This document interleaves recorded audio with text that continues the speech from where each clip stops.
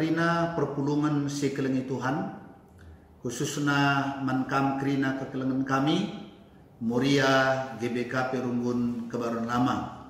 Seka paksana kita RPA arah channel YouTube GBKP Kebaruan Lama, jana ope dengar ras-ras kita morati ngerenungkan kata di bata, si pebula ikurta ras kita toto. Tuhan di bata Bapa kami siringan ibas surga, sehken kami bujurman Bandung, ija ibas paksa enda, ngokaseh waktuna kami RPA, mindo kami kesahandu sibadia, sing kuasai pusuh praten ras perukuran kami, sing ngajari dengan pepankan katandu, dengan sim pengasuh kami dalam kencabas geluh kami si tep-tep wari. Kam singajari, kam sinampati, kam singurapi kemahandu, gelah ngasuk kemahandu, nehken firmandu, bagi sentudu rasura surandu. Merana dage kam arah nas PA kami bas paksa enda, ngosikap kami ngalaukan firmandu. Ibas gelar Tuhan Yesus, reh kami ertoto ras ngatakan bujur man bandu, haleluya, amin.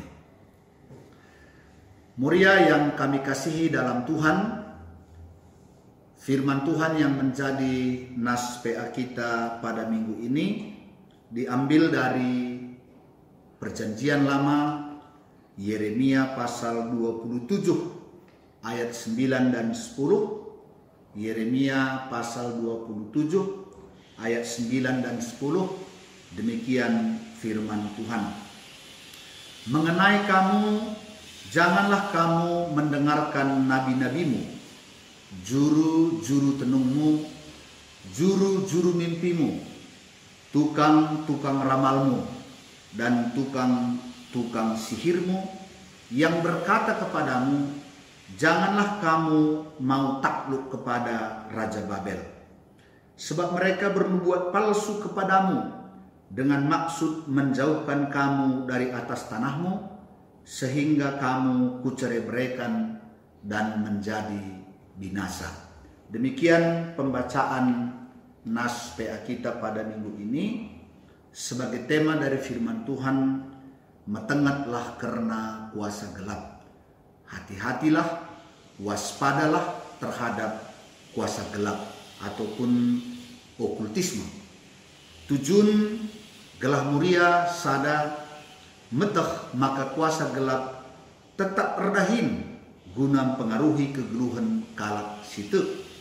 Si peduakan ula terpengaruh karena pengajuk make kuasa gelap arah media sosial. Muria yang kami kasihi, konteks nas PA kita pada minggu ini dapat kita baca dalam kitab 2 Raja-Raja pasal 24 dan juga di dalam kitab Daniel pasal 1. Di sana diceritakan bahwa apa yang telah difirmankan oleh Tuhan melalui nabi-nabinya telah digenapi. Sebab Tuhan telah sering mengingatkan Israel dan Yehuda supaya bertobat, supaya berbalik dari kejahatan mereka. Dan apabila tidak, maka mereka pasti jatuh ke dalam pembuangan. Mereka pasti dihukum oleh Tuhan. Dan apa yang difirmankan oleh Tuhan sudah mulai digenapi. Israel telah terlebih dahulu jatuh ke tangan kekuasaan Nebukadnezar. Dan tiba juga waktunya Yehuda, Yerusalem jatuh ke tangan Nebukadnezar. Ketika Yoyakim menjadi raja, datanglah Nebukadnezar dan para tentaranya menyerang Yehuda dan Yerusalem serta menaklukkannya, sehingga Yoyakim harus tunduk kepada Nebukadnezar. Dia harus membayar upeti kepada Nebukadnezar, dan hal itu berlangsung 3 tahun lamanya. Setelah itu dia bangkit memberontak melawan Nebukadnezar. Oleh karenanya Nebukadnezar dan para kasdim datang menyerang Yehuda dan Yerusalem serta membunuh Yoyakim. Kemudian Yoyakim digantikan oleh anaknya menjadi raja di Yehuda yang bernama Yoyakin. Tapi tidak lama Yoyakin memerintah di Yerusalem, Nebukadnezar dan para Kasdim, para tentaranya datang menyerang Yoyakin, menyerang Yehuda dan Yerusalem, menaklukkannya dan membawa 10.000 orang menjadi tawanan ke Babel. Dan yang 10.000 itu adalah orang-orang terpilih, orang-orang cendekiawan, orang-orang pintar. Semua ditawan dan dibawa ke Babel oleh Nebukadnezar. Demikian juga barang-barang dan peralatan di rumah Tuhan ikut dibawa oleh Nebukadnezar ke Babylon. Kemudian Nebukadnezar mengangkat matanya, yaitu paman daripada Yoyakin, menjadi raja di Yerusalem. Dan kemudian Nebukadnezar mengganti namanya menjadi Zedekia. Jadi Zedekia menjadi tangan Raja Nebukadnezar yang memerintah di Yerusalem. Nah, ketika Zedekia menjadi raja inilah, ketika dia diangkat oleh Nebukadnezar memerintah di Yerusalem, di sanalah banyak suara-suara yang datang kepadanya dan juga orang-orang yang ada di dekatnya. Suara-suara itu ialah, jangan mau tunduk kepada Nebukadnezar, bangkitlah, lawanlah Nebukadnezar, sebab Tuhan akan menolongmu. Suara-suara inilah yang didengar oleh Zedekia. Karena itulah Yeremia menyampaikan firman Tuhan kepadanya yang menjadi nas PA kita, di mana Yeremia mengatakan dalam ayat 9 dan 10, mengenai kamu, janganlah kamu mendengarkan nabi-nabimu, juru-juru tenungmu dan juru-juru mimpimu, tukang-tukang ramalmu dan tukang-tukang sihirmu, yang berkata kepadamu, janganlah kamu mau takluk kepada Raja Babel, sebab mereka bernubuat palsu, sebab mereka mau menjauhkan kamu dari atas tanahmu, sehingga kamu kucerai-beraikan dan menjadi binasa. Muria yang dikasihi Tuhan, dilihat dari firman Tuhan yang disampaikan oleh Nabi Yeremia, nyata bahwa banyaklah suara-suara yang didengar oleh Zedekia. Yang pertama, suara dari nabi-nabi palsu. Kemudian yang kedua, suara daripada juru-juru tenung, juru-juru mimpi, tukang ramal, tukang sihir, yang semuanya ini berhubungan dengan kuasa gelap. Kelompok ini semua mengatakan, janganlah kamu mau takluk kepada Raja Babel. Dan pasti bukan hanya sampai di situ mereka berkata. Pasti mereka juga memakai nama Tuhan. Tuhan akan menolongmu, Tuhan akan melepaskanmu, untuk meyakinkan Zedekia supaya bangkit melawan Nebukadnezar. Muria yang dikasihi oleh Tuhan, apa yang terjadi? Kalau kita membaca ke pasal-pasal berikutnya, benar bahwa Zedekia akhirnya mendengarkan suara dari nabi-nabi palsu itu, mendengarkan perkataan daripada tukang-tukang ramal itu, mendengarkan daripada tukang-tukang sihir itu, juru-juru tenung itu, dan kemudian Zedekia bangkit memberontak melawan Raja Nebukadnezar. Dan apa yang terjadi? Muria, kita baca bahwa akhirnya Nebukadnezar dan para tentaranya datang mengalahkan Yerusalem, sehingga dia menangkap Zedekia, dan di depan mata Zedekia sendiri anak-anaknya dibunuh oleh Nebukadnezar. Kemudian mata Zedekia dicungkil dan dia juga dibawa sebagai tawanan ke Babylon. Inilah akibat ketika dia tidak mau mendengarkan apa yang disampaikan oleh Yeremia, apa yang disampaikan oleh firman Tuhan yang disampaikan oleh Yeremia kepadanya.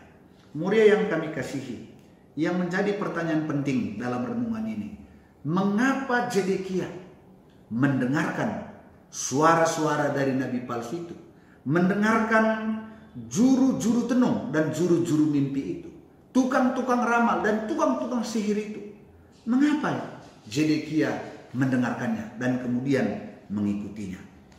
Saya melihat ada beberapa sebab, ada beberapa alasan mengapa Zedekia jatuh ke dalam mengikuti apa yang disampaikan oleh nabi-nabi palsu, tukang-tukang sihir dan tukang-tukang ramal itu. Yang pertama, karena nabi palsu, juru tenung, juru mimpi, tukang ramal, tukang sihir, biasanya mereka menyampaikan apa yang kita ingini, menyampaikan apa yang mau kita dengar.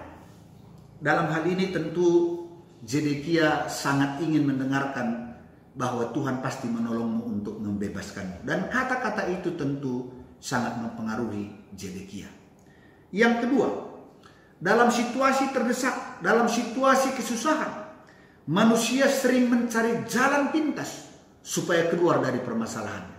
Dan biasanya tukang-tukang ramal, tukang-tukang sihir, juru tenung, juru mimpi menawarkan jalan pintas keluar dari permasalahan kita. Yang ketiga, Raja Zedekia tidak ingin menjadi boneka. Menjadi boneka Nebukadnezar dalam melakukan tugas pemerintahan di Yerusalem. Dia mau mandiri, dia mau sebagai raja yang mengatur bangsanya sendiri. Sehingga keinginan untuk bebas dari kekuasaan Nebukadnezar sangat tinggi di dalam diri Zedekia. Kemudian yang keempat, Zedekia juga terkecoh karena nabi-nabi palsu, juru tenung, juru mimpi, tukang ramal dan tukang sihir juga memakai nama Tuhan. Mereka juga berkata bahwa ini adalah kehendak daripada Tuhan, sehingga Zedekia jatuh. Belakangan ini juga kita sering mendengar bahwa pengobatan-pengobatan tradisional, mereka juga sering mengatakan bahwa kemampuan yang ada pada mereka berasal daripada Tuhan. Dan dia juga sebelum melakukan pengobatannya sering menyuruh para pasien yang datang, silakan berdoa karena Tuhanlah yang memberikan kesembuhan. Nah, apa yang mereka lakukan membuat kita semakin yakin bahwa ini dari Tuhan. Sehingga tanpa sadar kita telah jatuh ke dalam kuasa gelap. Kita telah jatuh ke dalam pengaruh-pengaruh iblis sehingga kita menjauh daripada Tuhan. Nah, apa yang kita lihat hubungan kuasa gelap dengan teknologi informasi, media sosial pada kesempatan ini? Kita harus mewaspadainya. Karena seperti yang dikatakan di dalam tujuan tadi, bahwa sampai hari ini kuasa gelap terus bekerja untuk mempengaruhi anak-anak Tuhan supaya anak-anak Tuhan menjauh daripada Tuhan. Dalam teknologi informasi, dalam media sosial, lewat HP kita, ada begitu banyak konten-konten yang dipakai oleh kuasa gelap, yang dipakai oleh iblis untuk menjauhkan anak-anak Tuhan supaya melakukan apa yang bertentangan dengan kehendak Tuhan. Pornografi, kemudian ada lagi di sana lewat YouTube misalnya dibuatkan contoh-contoh film, kemudian permainan-permainan yang dapat ditiru oleh orang banyak dan kemudian banyak korban daripada apa yang dilihat di YouTube itu. Kemudian bagaimana kencan dengan orang-orang yang ada di sekitar Anda. Dan banyak lagi tawaran-tawaran dari segi ekonomi, bagaimana kaya dengan cepat. Begitu banyak konten-konten yang semuanya bisa menjadi alat daripada kuasa gelap untuk mempengaruhi kita sehingga kita jatuh ke dalam tindakan-tindakan dosa. Kemudian kita pada akhirnya mengalami penderitaan. Oleh karenanya kita harus waspada terhadap kuasa gelap yang juga bekerja lewat media sosial di mana membawa anak-anak Tuhan semakin menjauh daripada Tuhan. Untuk itu, bagaimana supaya kita jangan jatuh ke dalam pengaruh kuasa gelap? Bagaimana supaya kita jangan jatuh kepada memakai dan mengikuti apa yang dikatakan oleh kuasa-kuasa gelap?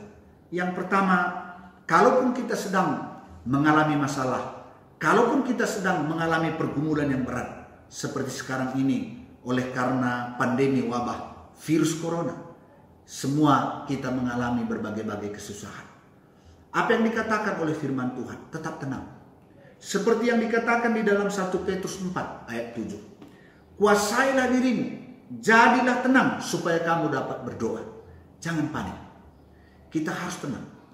Karena kepanikan sering menjadi pintu bagi kuasa gelap, roh-roh jahat mempengaruhi kita, mengendalikan kita, sehingga kita sering mencari jalan pintas supaya keluar dari masalah kita.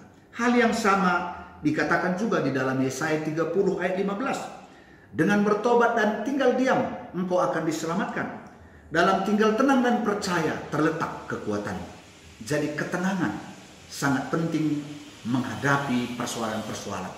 Karena ketika kita tenang, kita masih bisa berdoa. Dan ketika kita berdoa, Tuhan pasti memberikan pencerahan kepada kita, petunjuk kepada kita, bagaimana kita bisa keluar dari masalah-masalah kita. Kemudian yang kedua, percayalah kepada Tuhan bahwa Dia berkuasa menyelamatkan dan menolong kita. Dan Tuhan pasti akan menolong orang-orang yang berseru kepadanya. Kita harus percaya itu. Kemudian yang ketiga, mintalah petunjuk kepada Tuhan. Bagaimana kita keluar dari masalah kita. Dan biasanya petunjuk-petunjuk itu ada di dalam firman Tuhan. Tertulis di dalam Alkitab. Sehingga kita bisa membacanya dan kita bisa melakukannya. Maka Tuhan akan menolong kita keluar dari masalah kita. Dan perlu saya sampaikan pada kesempatan ini. Jalan pintas sering bukan menjadi jalan yang ditawarkan oleh Tuhan kepada kita. Jalan pintas secara umum adalah jalan yang ditawarkan oleh kuasa gelap, oleh iblis kepada kita. Karena itu setiap yang namanya jalan pintas kita harus waspada. Karena hampir Tuhan tidak pernah memberi jalan keluar, jalan pintas atas persoalan kita. Dan yang terakhir, kita harus sabar. Kita harus tekun melakukan apa yang menjadi bagian kita. Dan ketika kita melakukan apa yang menjadi bagian kita, maka Tuhan akan melakukan bagiannya, melepaskan kita, menolong kita dari persoalan-persoalan kita. Oleh karenanya sekali lagi, di akhir daripada PA ini, kami mengingatkan dan kami menghimbau, jangan pernah berkaitan dengan kuasa gelap, jangan pernah berhubungan dengan kuasa gelap, karena seperti yang dikatakan dalam Yohanes 10 ayat 10a, iblis pencuri datang hendak mencuri, membunuh dan membinasakan, tapi Tuhan datang untuk memberi kelimpahan di dalam kehidupan kita. Tujuan iblis, tujuan kuasa gelap hanya satu, mencuri, membunuh dan membinasakan. Oleh karenanya, mari berserah kepada Tuhan, jangan terpengaruh dengan kuasa-kuasa gelap, melainkan terus membangun hubungan yang intim dengan Tuhan, maka Tuhan akan terus menuntun kita, membawa kita, serta memberkati kehidupan kita. Amin. Tuhan memberkati, mari kita bersatu di dalam doa. Terima kasih Tuhan atas firman-Mu, biarlah kami terus memegang kebenaran firman-Mu, dan tidak terpengaruh kepada tawaran-tawaran kuasa gelap, kuasa jahat, karena kami tahu bahwa muara dari semua tawaran-tawaran daripada kuasa gelap ialah kebinasaan.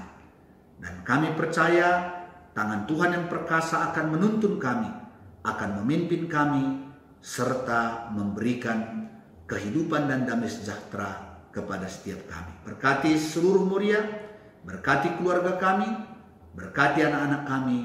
Dalam nama Yesus kami sudah berdoa dan bersyukur. Haleluya. Menjojoah man banta kerina, si berbagendam peanta bas paksa enda, Tuhan si masuk-masuk, tetap semangat. Bujur.